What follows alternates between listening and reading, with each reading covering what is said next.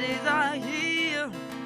My sunny one shines so sincere, sunny one so true. Don't you know, baby, that I love you?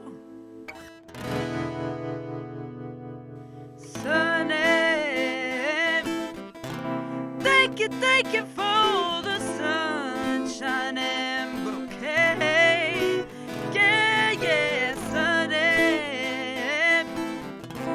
Thank you for the love you brought my way. Yeah, you gave to me your all and all, and now I feel like I'm 10 feet tall. Sunny one so true, can't you see that I love you?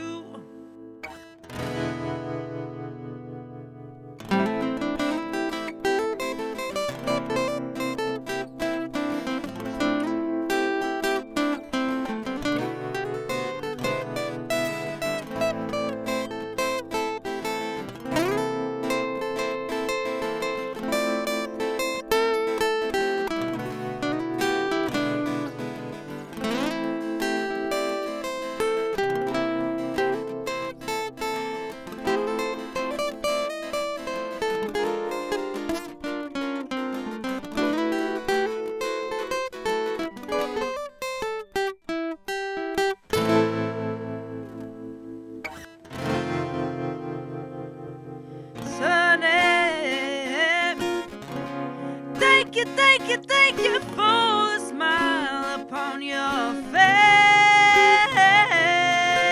Sunny. Thank you for the gleam that flows with grace. You're my spark of nature's fire. You're my sweet, complete desire. Sunny one so true. Oh, baby, said I love you. Hey, yeah, yeah, said I need you, girl. Oh, said I love you, baby. Ooh, ooh, ooh, ooh.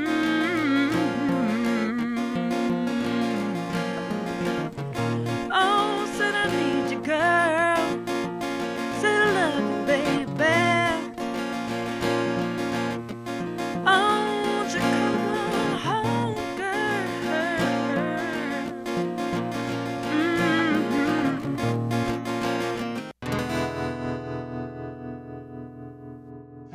Well, it is a great pleasure to meet you. Are you kind of familiar with Fillmore East Project, or? Absolutely not. Well, I'll give you a little more background on why we're here. My main job, I'm an architect. That's my main occupation. I got interested in psychedelic light shows probably it's been about 4 years ago now. And through that, I kind of got involved with a Facebook group that kind of, focuses on that. And people like Joshua White and Mark Rubenstein are very active in that. And of course, they talk about their experience at Fillmore East a lot. And through that, being an architect, I got curious about the building. And basically, I started a digital reconstruction of the building itself. And that through that, I've met some people, and it's kind of led to sort of a larger, kind of a documentation or focus on the building and the people that were involved with it. And that's how I met Gail. And then she saw I did a video. I'm sure you know who John Chester. Sure. I did a video with John focusing on the sound equipment and the audio, the acoustics of the building and that sort of thing. And Gail saw that video and said that you were there for the whole stretch and that you have an impeccable memory So and lots of stories to tell. So The memory part, unfortunately, is true. I remember not only the good, but the bad parts of life, but I'm happy to share the good parts with you. how did you get started at the Fillmore East? Well, it's about 2 months before, I think in January of '68, I went to see Big Brother at the Anderson, which was about 2 blocks away. And it was pretty much an awful experience. They sold seats which had row letters but no numbers. So and there were no ushers. The house wasn't well run. I can't swear that I was lucid when I went, but I know that I kept on sitting in a row that was, or rows that were better than than my ticket entitled me to. And I would be, every once in a while, an usher would move me because they had people that were supposed to be in the row. And so a couple of months, maybe a month later, when I saw that Janet, and it wasn't, I can't remember the production or the music. I don't remember who else was on the bill. Right. Others can fill that in, I think. Okay. About a month later, I saw that Janice was playing at a new theater called the Fillmore East, which because I grew up in that neighborhood. I grew up going to the Lowe's Commodore, Right. which is what the building was called when I was a kid. And I walked over and I got a ticket. And as I got there, the house, the door from the lobby to the house was opening up. Somebody was showing a woman out, and I'll tell you about her in a minute, and saying to her, "I'm sorry, we're only hiring guys now, not girls." And I looked at him and I said, "Good, why don't you hire me?" And he said, "Come on in." And so that was the start. And that's basically the story of how I got the job. The girl that was being shown out was sort of like from the Paul Simon song Graceland. She was the neighborhood human trampoline. And I don't know if she's still alive. We all lost touch with her. She had a bad marriage. We called her Crazy Elaine. And I think that she had an apartment on 10th Street between A and B. I think that her parents paid for it so that she wouldn't live at home. I see. I showed the house, the original house manager at the Fillmore was Jeff Albert. Took me in from the lobby. He said, "Show up here at such and such a time on such and such a date, and we'll give you a job for the night." And I did show up, and my first job, and we all, because we didn't have the nice T-shirts that you've seen in all these photographs. Right. So we had orange jumpsuits, which I think came from California prisons. I'm not exactly sure, but I've never seen anybody else wear one. We all got orange jumpsuits. I was given a tank with shoulder straps and told to walk up and down the line outside, offering hot chocolate to anybody that would want it. That's wonderful. Oh, that's great. Excellent. I was not in the house. I think I got into the house after the second show.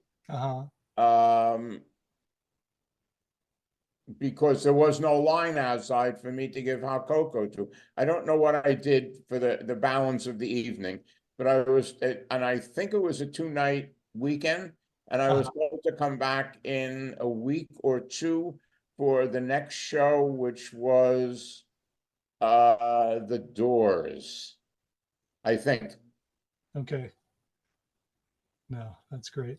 Well, let's see. When you got the job, was there any kind of an interview process, or was it just you?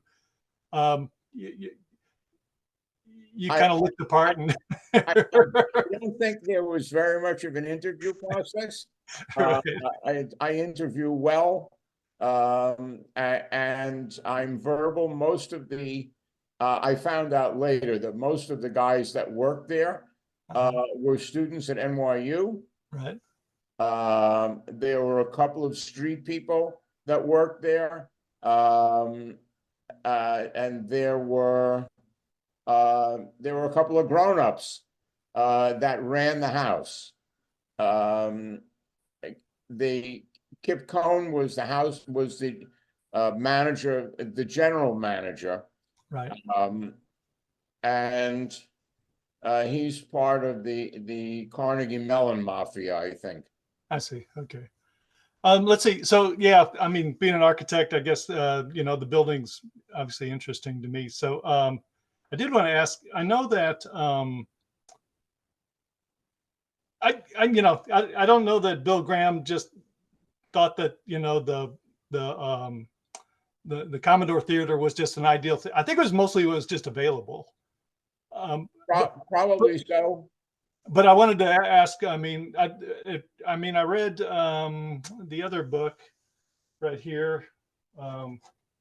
Whose book was it? John Glatt's book, and in that he said that I guess he originally wanted to set up shop in the Anderson Theater. So I was just interested, like just architecturally, were they just very similar theaters, or was one different than the other? I think I don't know that I can say anything about that. Right. I think the Lowe's Commodore was bigger. Okay. Well, then I know in your summary you kind of talked about like maybe because you like several people kind of you had several different positions while you were there. So By the second or certainly the third show, I was inside the house. I was an usher, right, and I don't remember what we were wearing. I think the t-shirts came in fairly quickly, right, but I can't remember. I know that the orange jumpsuits went away pretty quickly. okay, I was a top of the aisle usher for a while, a middle of the aisle usher. mm-hmm, Then I was in the front of the house, mm-hmm, which was a primo position because you defended with your life the people who wanted to come out down to the stage and just get up on the stage with the musicians. Hmm. Or there were people who wanted to come down and take close-up photos. Gotcha. And we had to be polite but forceful. We had to say things like "don't trip in the dark" and smile about that. I think that by the end of June, or maybe in the fall, I had graduated to being the ticket taker. So I was the doorman at the Fillmore for much of my time there. Mm-hmm. I would say from the September '68 until maybe Christmas time 1970. Okay. There were narrow doors, and I was a ticket taker with another guy named Charlie Nash. God bless him, and God rest his soul, I think, because I'm sure he's gone. Charlie was even smaller and thinner than I was, Mm-hmm. and we were holding off the hordes of Genghis Khan, who wanted to just rush the door and get in. I'm not quite sure how we did it, and yet we managed to only surrender the house once. Mm. We tore tickets. We had ticket stubs. We told people, if you leave, you've left. And you know, there's no coming back in.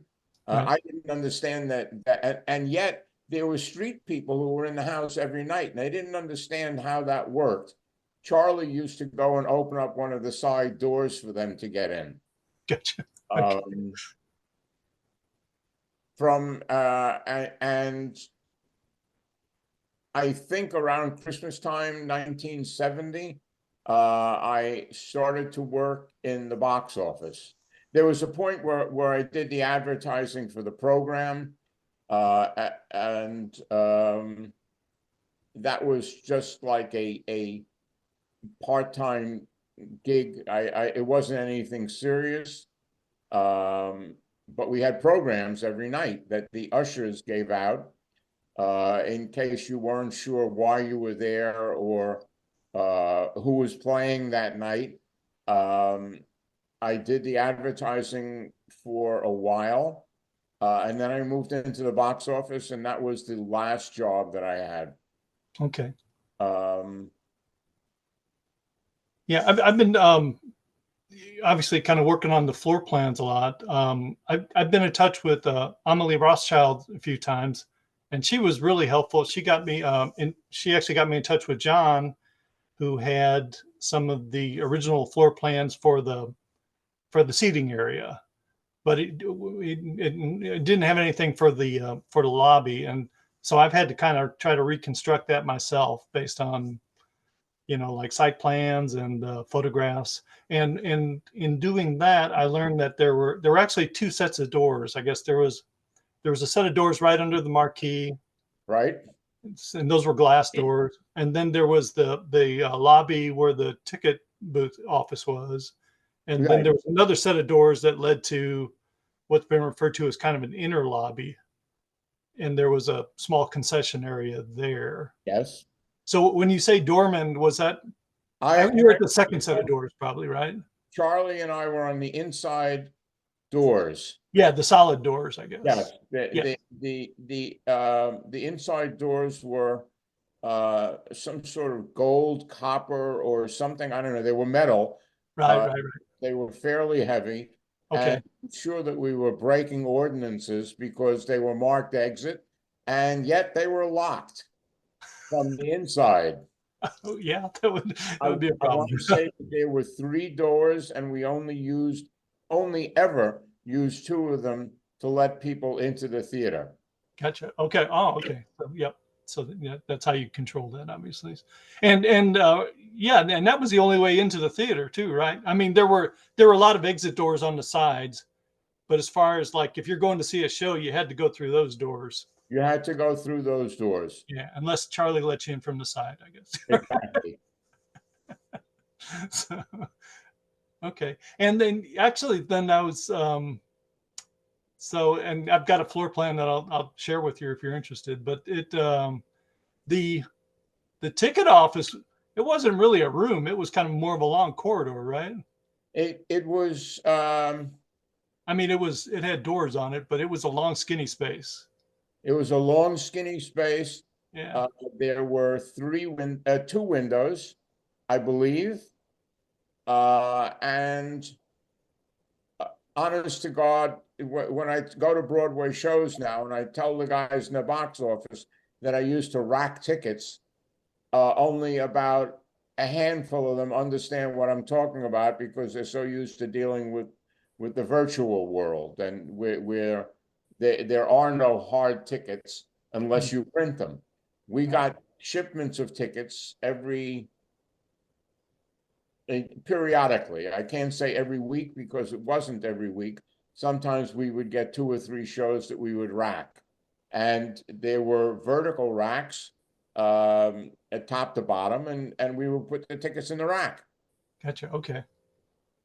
Well, okay. You actually did so you just brought up something that I was not aware of. In fact, well, it's been hard for me to figure out, but so there were 2 ticket windows. There were two windows for selling tickets. Whether they were both used at the same time, I know that that they were not. I know Uh-huh. on Saturday afternoons, for some reason which remains unknown to me, we only opened one window from noon till about 6. Okay. Right. Yeah, because I mean, so like the photographs I looked at, it's a little hard to tell, but you can tell that one for sure is a window, or one was a ticket window, and I thought the other one was too, but someone else told me that was just more of a like a display niche or something. Maybe I think now that I'm thinking about it, maybe there was probably like a curtain or something that or doors that closed it off when you weren't Yes. using it. Okay. From the closed it off from the inside. I Okay. think they were plexiglass or regular glass, and there were probably bars on the window as well. Yes. Okay. And this is extremely nitpicky, so I don't know it's perfectly Go acceptable. ahead. But it looks like it looks to me like they were at different heights. Is that The walking from the outside glass doors to the inside metal doors was a slight uphill. no? Oh no, I'm sorry. That's not. I mean, the two ticket windows. Well, the The ticket windows would have been on, they, if the lobby was on an uphill, the ticket windows would be at different heights also. If you're walking up, oh, so the whole lobby sloped. the whole lobby sloped, not a lot, but just enough. Okay. I might edit that out of this video because I'm not going to show that on my computer model. I'm Okay. just kidding. I would just no. But wow, okay, that is really. I mean, no one else is going to care, but that to me, that's really interesting. Huh. All right, and that explains why. Because you're probably the only person that'll appreciate this too, because I've had a hard time getting the ceiling heights right. Because when you look at the photographs at the solid doors, the room looks shorter than it does at the street. Okay. And that explains it. So, All right. all right. Well, little by little. Very interesting. Okay. So, but every the whole ticket operation happened in that one space, right? There wasn't another office somewhere. There, at a certain point, there were limited ticket outlets. Oh, okay. Right. Oh, I don't know if I can tell. There was an outlet at some t-shirt shop in Brooklyn, and there were a couple of other outlets. I think there was a chain of clothing stores called Limbo, Limbo, and Okay. I want to say that the Limbo that was close to Bloomingdale's was also a ticket outlet. Gotcha. Okay. Okay, but I guess I was referring to like for you, and I think Gail worked in the ticket operation for a period too, and whoever Maybe, else. yeah. But as far as like whatever you did in the building, it all happened in that space. All happened in that space. The only thing Okay. relating to tickets that did not happen in that space was in the basement, Okay. and we used to count ticket stubs in the basement. Gotcha. Okay. All right. And let's see. Another nitpicky architect question here. To get to the basement, um, I You want me to tell you? yeah, go ahead, please. Okay, as you walked into the house, Right. just the same as in all theaters, there's a point at which the seats stop and there's a wall and Right. there's an open area. Right. And once you walked into that open area, if you took a hard right, you came to the office. That was Bill Graham's office then. That was Bill's Yeah. office. Okay, There that's was right. a doorway opposite the entrance to the administrative offices, which led to the basement. So there was a stair by Bill Graham's office? There was a staircase near Bill Graham's office. Okay, because the original floor plans from like 1925, and obviously they made changes over that tier.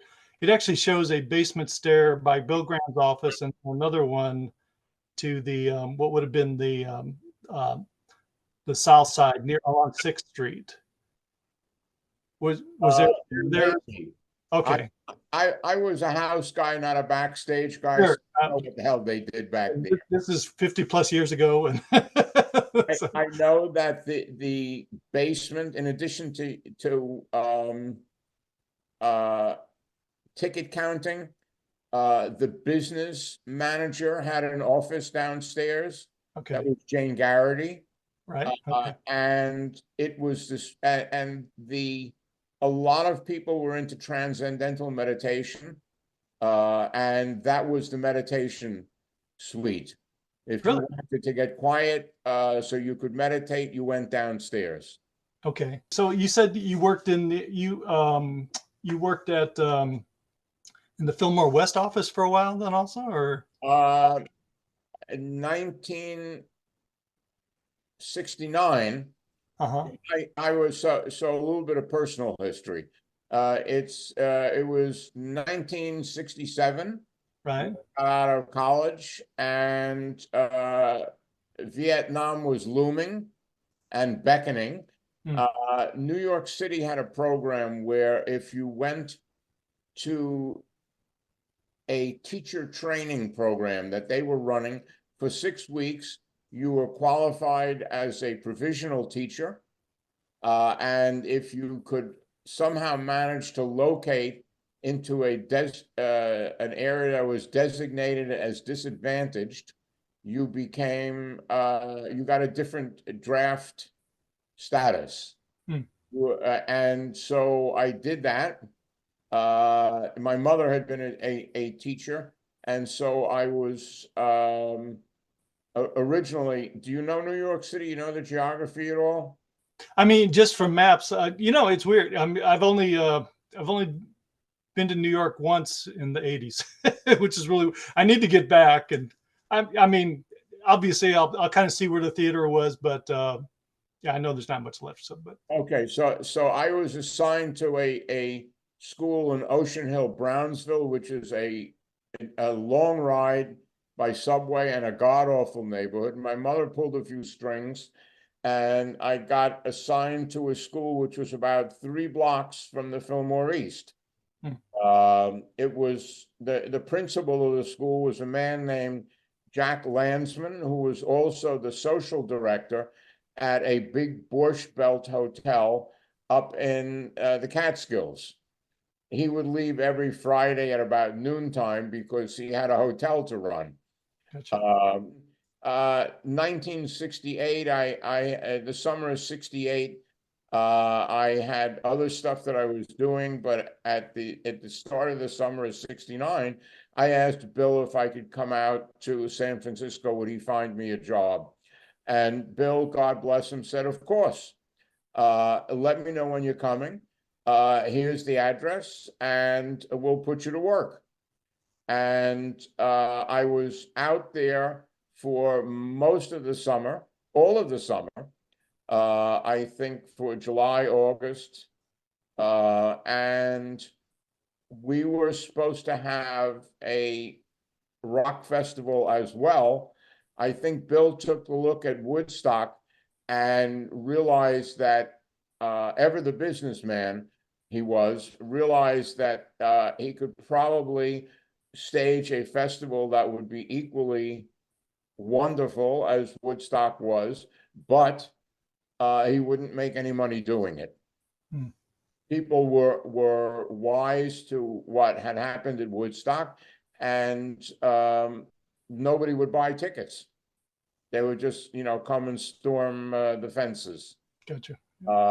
So I was out in San Francisco living in a basement of a Chinese laundry for the whole summer. Gotcha. Okay. All right. So I guess you had the opportunity to attend some shows. Would that have been Fillmore West at that time then? That was at the corner of Market and Van Ness. Right. And I was at all the shows. Okay. And yeah, I mean, obviously that was more of a ballroom environment where it was more general admission, whereas the Yes, Fillmore East was, fixed seating, more of a right. performer experience. But I guess other than that, was there any distinctive differences between the shows, or just a bunch of kids having a good time, basically? The show, well, just by the nature of how they were produced, the Fillmore West shows were a little bit looser. Musically, I don't. And the Fillmore West shows, we didn't have much in the way of local bands in New York City. Right. And Bill, by virtue of the fact that he had been doing shows out there for years and years, going back to the Avalon Ballroom, knew all the local bands and the up and coming bands. And so I saw a lot of the San Francisco bands, which ultimately became famous either at Woodstock or just through their own recording careers. I mean, it's hard to imagine now, but it's for somebody who cut his teeth on Latin jazz in New York City, seeing Carlos Santana playing what he played Right. it was a whole other world. Yeah, no, that's a really interesting point. I hadn't thought about that. Musically, it was different. We had Santana more than once. We had It's a Beautiful Day. We had a group called the Sun, one of my favorites, the Sons of Champlin. I've heard of them. Yep. We had Quicksilver. I don't think I saw the Dead in San Francisco. And then we had bands that were just traveling. Mm-hmm. Oh, well, this is a little bit of a side note, but maybe not too much. I did notice I'm friends with Gail on Facebook, and one of her posts, she mentioned she was going to see her friend Jay. Do you pronounce your last name Benson? Benson. Okay. At some prestigious place, was like the Metropolitan Opera or something like. Pretty close. I've sung at Carnegie Hall. Okay, well, that's pretty prestigious. An avocational choral singer. I've sung in all of the better choruses in New York City. Wow. I'm at the point now, because I've been doing it for so long, that I can sing with whoever I want at whatever shows I want. I have shows coming up in the second week in July where I'm singing with a chorus that is doing a program of music from anime films. Oh, wow. Oh, incredible. And this is a touring package. The composer's name is Joe Isaishi. So that's what I'm doing in July. We have 3 nights at Madison Square Garden. 2 years ago, we sold out Radio City for 4 nights in a row. I sing at Carnegie 3 or 4 times a year. I've sung at the Met, at the Metropolitan Opera in different choruses. God blessed me with holes in my head in the right places, and I make nice noises. And in high school, because I went to music and art, I learned how to be a musician. Gail had never, I don't know, she'd been to Carnegie, but I think she had never seen me sing. So she came and sat in the cheap seats. So you got to go to all the shows? Saw almost all the shows. There was I was looking at the outline 2 minutes before I jumped on, and there was one period for about a month where I got hired away and thought that I was going to be the house manager of what was going to be a great secondary venue, a smaller venue called the Fortune Theater, Furtune Theater, Uh-huh. which was 2 blocks away from the Fillmore East. And the guy who was running it, a man named Jay Fuchs, Fuchs, Mhm. thought that he could capitalize on the situation and catch some of the overflow. It Gotcha. was a disaster, to put it mildly, and he had a choice between spending X dollars, and I don't remember how much it was, and hiring a local band called Jake and the Family Jewels, or for an extra 200 and something dollars, he could get a weekend of the Allman Brothers. He Hmm. hired Jake and the Family Jewels, and that was the start of the end. Yeah, that's not good. And I was they were kind enough to take me back at the Fillmore. The only group that I think that played at the Fillmore that I did not see was Derek and the Dominoes, because they only toured once, Mhm. and they came around during that period when I was trying to be the house manager at a different theater. Okay. I saw all the bands that came into the Fillmore East. Um, we did a survey at the end of the first year, end, meaning it was an academic year. So in June, we did a survey I did a survey of what shows were like the best, and there were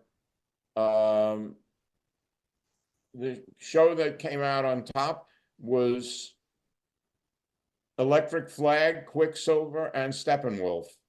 Nobody's ever heard of the Electric Flag after that Yeah. one time around. Wow.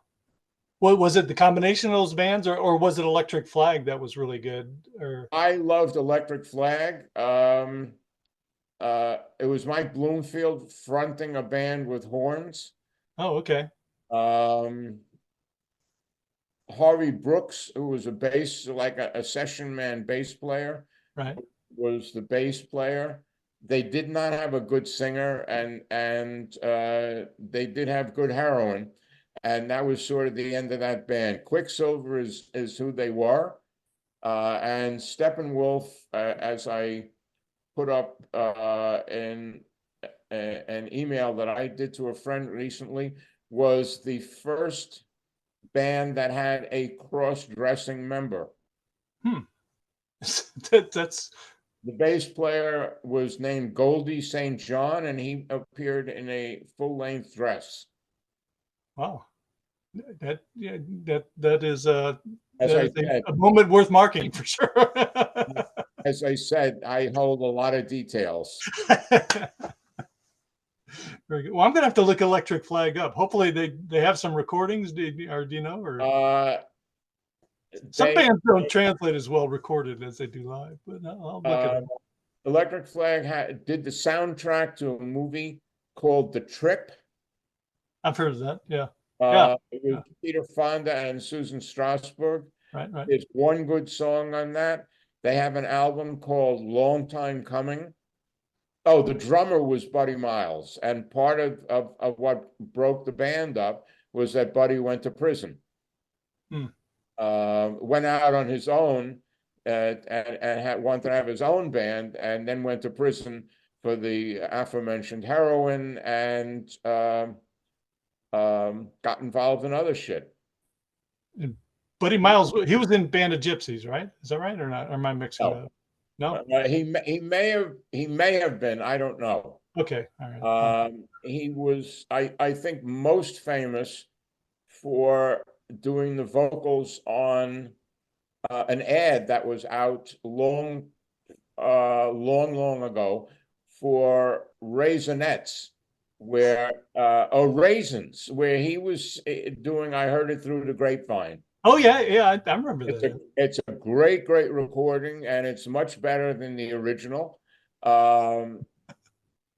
That's funny. Anyway, did you say that Jimi Hendrix sat in that night as well? Jimi Hendrix sat in on the Late Show Saturday night, and Mike Bloomfield, who was not exactly a slouch guitar-wise, just sort of stood there and gaped because he couldn't keep up.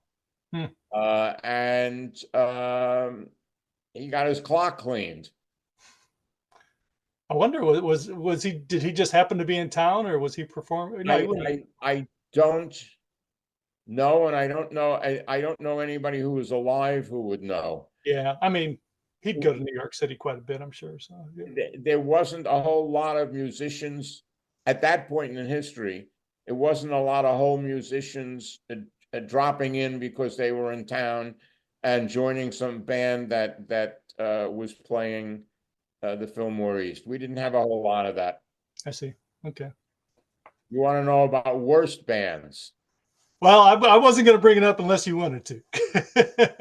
The worst band, I think the one that made me hide in the basement and volunteer to count ticket stubs was Blue Cheer. I knew you were going to say that. Um, they were so loud that the hairs inside my ears would tingle, and I just couldn't be on the floor.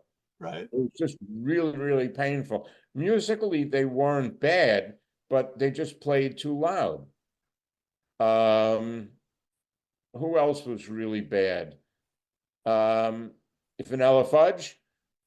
Oh, yeah, I know the band. I'm sure I'd know their music. I'm not thinking of it right now. I think Iron Butterfly. Oh, they weren't very good, or I didn't. They were essentially a one-trick pony. right. Inagata DeVita, yeah. With Inagata DeVita, which I just found out is a bastardization of In the Garden of Eden. Yeah, it makes that much less mysterious, doesn't it? Yeah, right. A group that came from Vanilla Fudge, a very misguided effort called Beck, Bogart, and Apici. Don't know them at all. Beck was Jeff Beck. Tim Bogart and Carmine Apici were from Vanilla Fudge.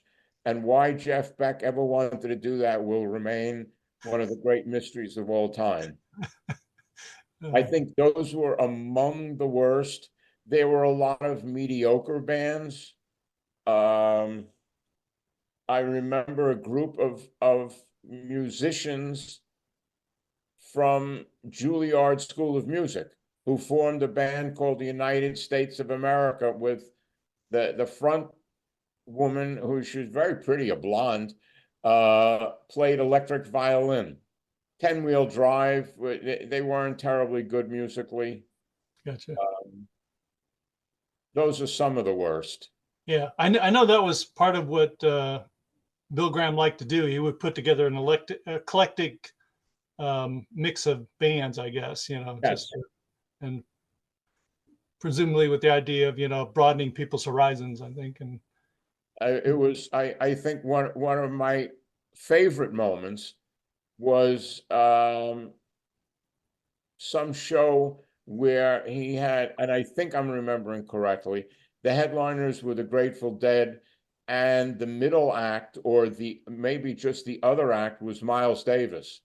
And it was when Miles had his third or fourth band. They were not easy to listen to, and you had to pay attention. And the people who were there were for the Grateful Dead and not for Miles. And I caught up with Miles after the show. Here he was, probably the greatest jazz trumpeter that Will ever knew, walking down the street with a horn in his hand at the end of the night, going out the stage door. And I caught up with him and I said, Miles, I'm sorry, man. It was, these people didn't know any better and you were making good music. He said, it's cool, man. It's not the problem. And there was Miles gone. wow. Bill did a lot of that. Yeah, gotcha. He had steel pan bands. Huh. No, I didn't know that. If you look, I can see over your right shoulder is Amelie's book, and in the back, Yeah, got a listing of all of the bands that played. And I was looking at that, and I was thinking of the steel pan band, Porter's Popular Preachers. And they played at the Fillmore East once or Hmm. twice. Hmm. And they were the entry music when the Fillmore played up at Tanglewood. Gotcha. Okay.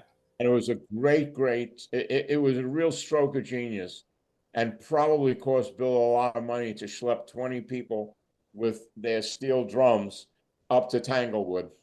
Wow. No, It that's was really really good. good though. This is kind of a weird question, but it's like,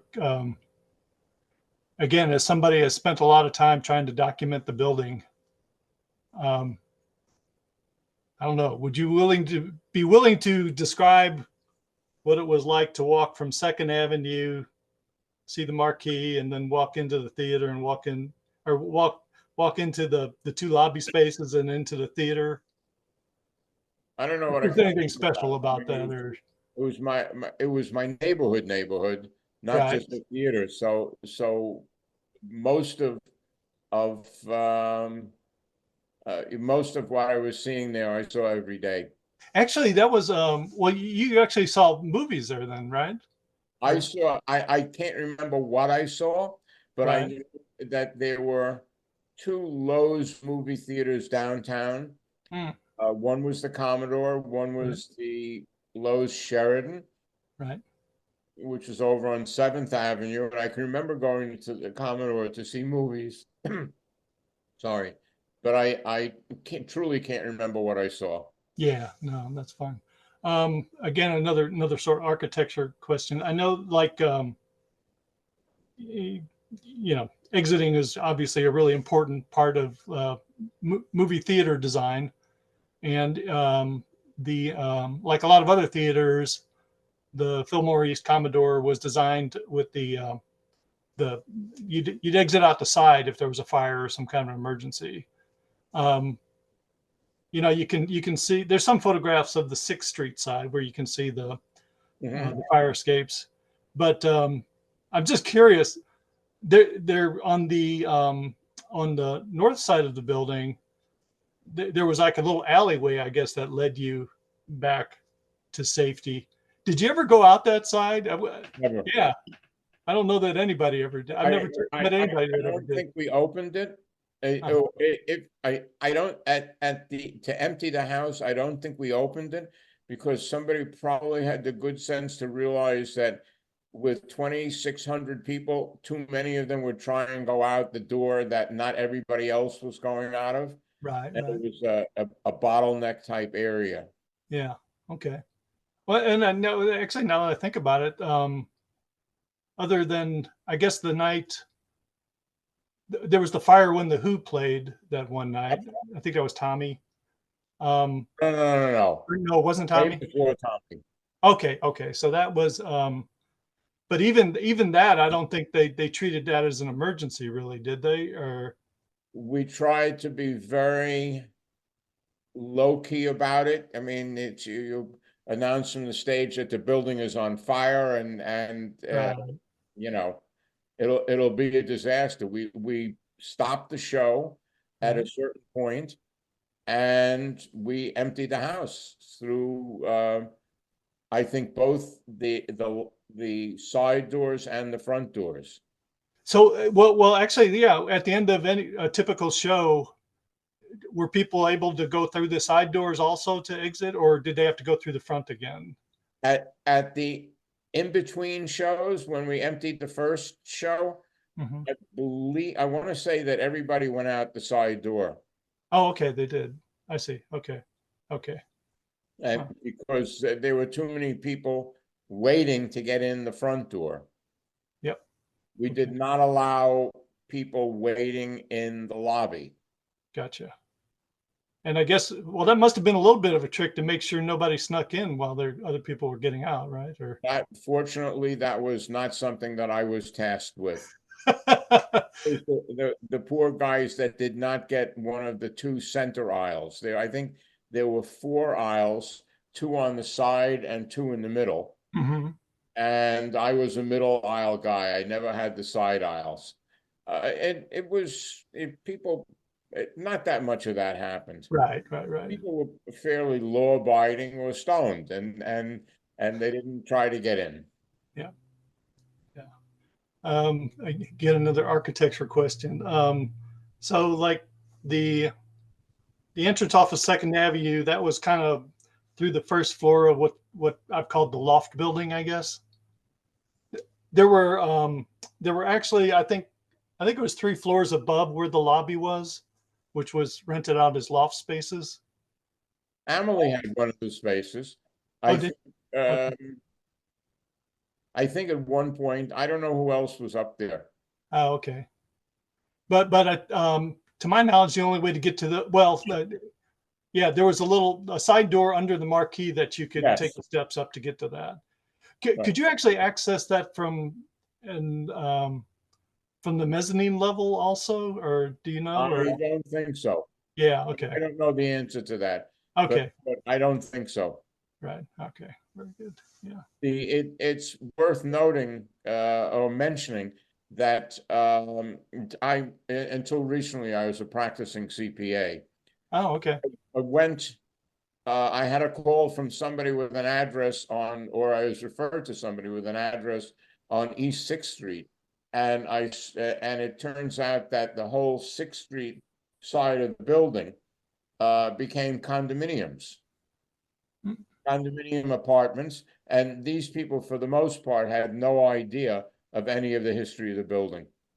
Right. Yeah. Yeah.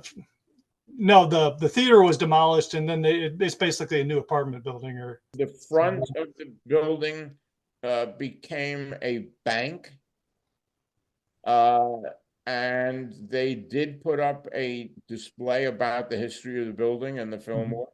Mhm. I think the bank just closed, and that display is gone, and tempest future. The time moves on. Yeah. Yeah, it's funny. I mean, my mind starts to wander, and I don't know. I think I've done this for a number of reasons. Obviously, it was a really important time period and something I hold dearly. But part of it, just me as an architect, just thinking that I could do it,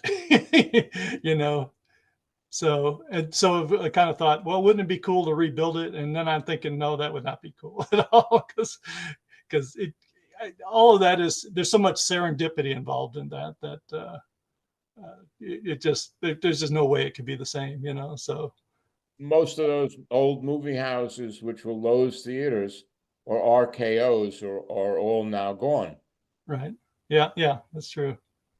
Yeah, no, well, I think that hits the high points that I had. Okay, fair enough. Well, thank you very much. This was a great pleasure. Sonny, thank you for the smile upon your face. Sonny,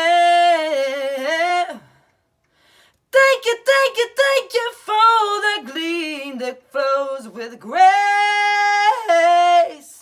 You're my spark of nature's fire. You're my sweet, complete desire.